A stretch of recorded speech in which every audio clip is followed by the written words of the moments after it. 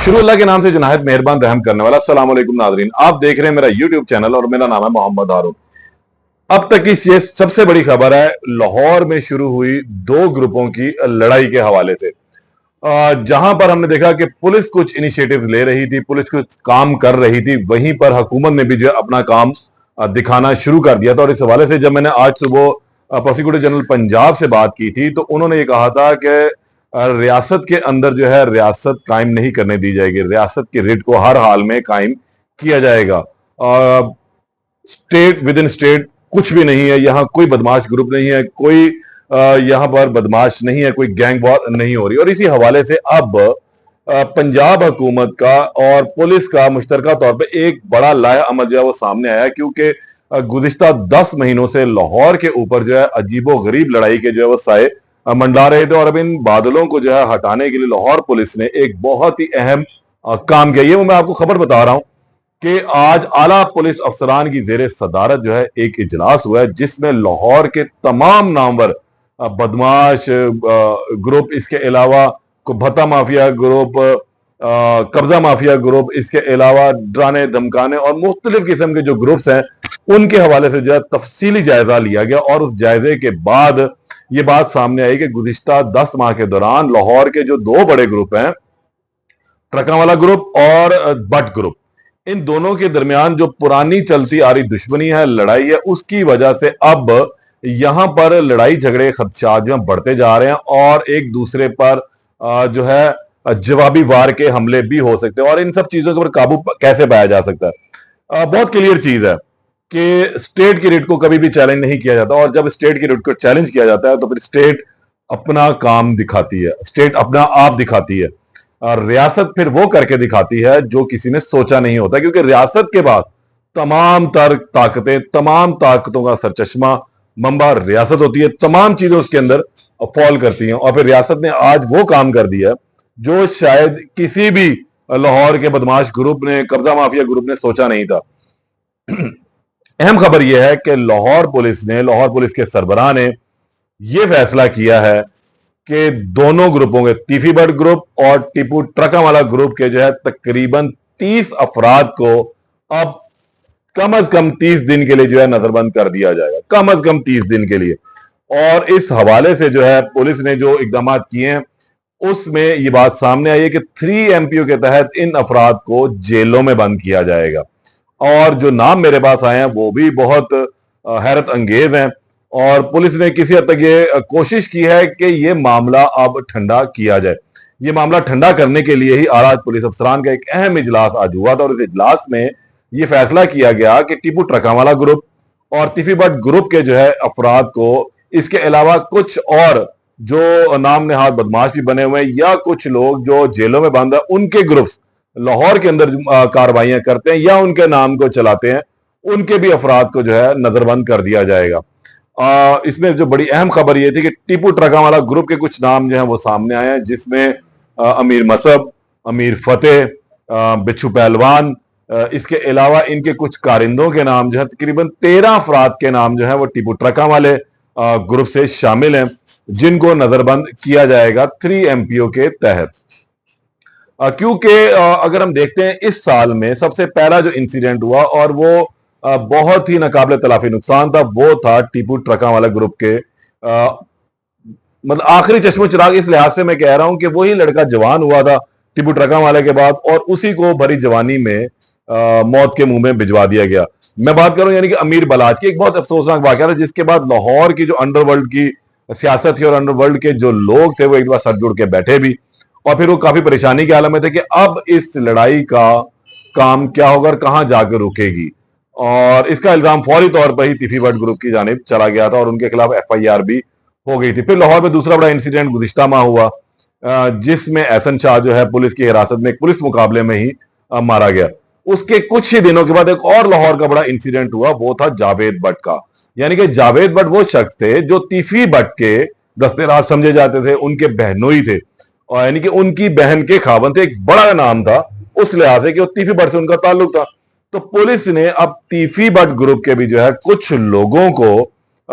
नजरबंद करने के मुतालिक जो है वो सोच रहे, उनके भी कुछ नाम शामिल आए हैं, जिसमें तीफी बट है, गोगी बट है, मकतूल जावेद भट्ट के बच्चों का नाम भी जो है वो सामने आ रहा है। इसके अलावा इस ग्रुप से ताल्लुक रखने वाले मजीद तकरीबन को 10 के करीब अफराद हैं जिनको 3 MPO के तहत नजरबंद किया जाएगा। अच्छा, ये बड़ी एक अहम खबर है कि अब ये 23 अफराद बनते हैं और 30 के करीब अफराद की लिस्ट है, जिसमें अब एक और अहम चीज ये है कि कुछ यूट्यूबर्स भी शामिल हैं जो दोनों ग्रुपों का जो है वो धड़ा कुट रहे थे। उनके हवाले से जो है धड़ाधड़ पार्टी बनकर यूट्यूबर्स के जो है वो ग्रुपों की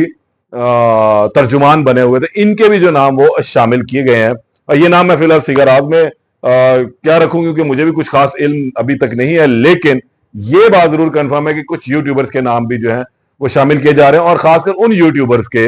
जो पार्टी बन गए थे इन तमाम केसेस में, क्योंकि इनकी वजह से बहुत ज्यादा परेशानी का सामना जो है लाहौर पुलिस को करना पड़ा। पुलिस के ऊपर एक बेजा प्रेशर आया, एक ग्रुप की जानिब से पुलिस के ऊपर इंतहाई इल्जामात लगाए गए कि पुलिस ने पैसे ले लिए, पैसे खा लिए, फलाना पुलिस वाला फलाने ग्रुप के साथ मिला हुआ। और पुलिस को इसी प्रेशर के नतीजे में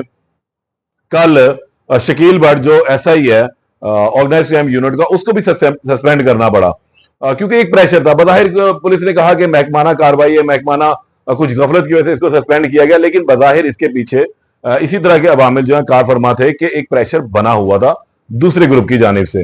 खैर, अब यहां पर यह चीज क्लियर हो चुकी है कि अब लाहौर के अंदर जो एक मरतबा दोबारा जो 90s वाला एरा है शायद वो वापस आ जाए, क्योंकि जब शहबाज शरीफ साहब का दौर आया था तो बहुत सारे लोगों को याद होगा कि शहबाज शरीफ ने लाहौर के अंदर से तमाम बड़े बड़े बदमाशों का जो सफाया कर दिया था, जिसके अंदर बोला सनियार आता,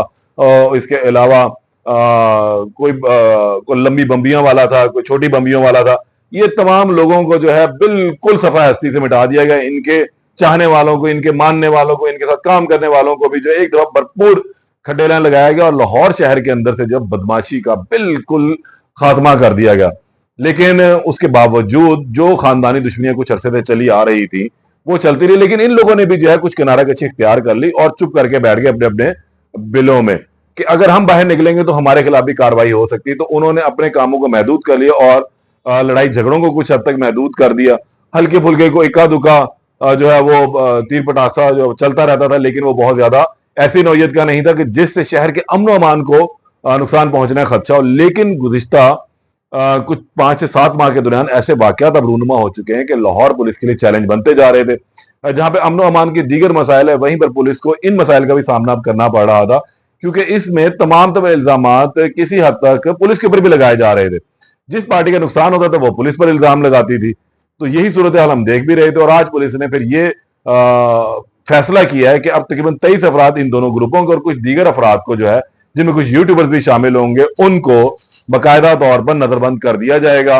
और ताकि लाहौर के अमन अमान को जब खराब ना किया जाए, यहाँ के शहरियों को पुरअमन पुरसुकून जिंदगी जो है वो दी जा सके। इन लोगों को रियासत का जो काम है कि लोगों की जानो माल का तहफ़्फ़ुज़ करना, वो भरपूर तरीके से किया जाए। और इसमें कुछ नाम जो मैंने अब लिए आपके सामने आए, और जल्द ही DC लाहौर से मुलाकात करके ये नाम दिए जाएंगे और उनसे कहा जाएगा कि अब वो होम मिनिस्टर से एक 3 MPO का नोटिफिकेशन जारी करवाएं कि नक्शे अमल की खातिर इन लोगों को जो है वो नजरबंद किया जाता है। इसके अलावा अगर इन लोगों को नजरबंद नहीं किया गया तो इसमें एक अहम खबर यह भी है कि इन लोगों से हैवी श्योरिटी बॉन्ड जो है वो लिए जाएंगे। श्योरिटी बॉन्ड लेने का मकसद ये होगा कि अगर कहीं से इनकी जानिब से कहीं कुछ ऐसा वकूआ हुआ जिसमें इनका होना साबित हुआ, तो ये उसके जुर्माना भी भरेंगे और फिर उस केस को भी भुगतेंगे। तो ये श्योरिटी बॉन्ड भी जो है वो लिए जा सकते हैं। शायद नजरबंदी के साथ साथ श्योरिटी बॉन्ड भी लिए जाएंगे, लेकिन अभी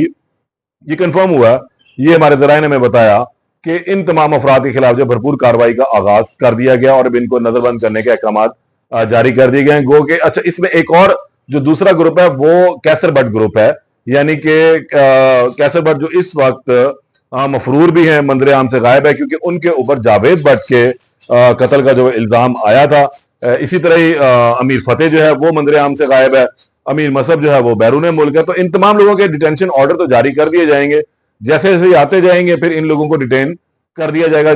जेलों में, शायद लाहौर या पंजाब की मुख्तलिफ जेलों में इन लोगों को रखा जाएगा। श्योरिटी बॉन्ड इन लोगों से लिए जाएंगे। ये बड़ी अहम चीज थी, एक बड़ी डेवलपमेंट है लाहौर के हवाले से कि रियासत ने अब अपना आप दिखाना शुरू कर दिया है, और इस हवाले से ये एक पहला कदम जो है रियासत ने उठा लिया। इस केस में इससे रिलेटेड मजीद जो अपडेट आएगी उससे आपको दोबारा आगाह करूंगा। तब तक के लिए इजाजत दें। अल्लाह निगहबान।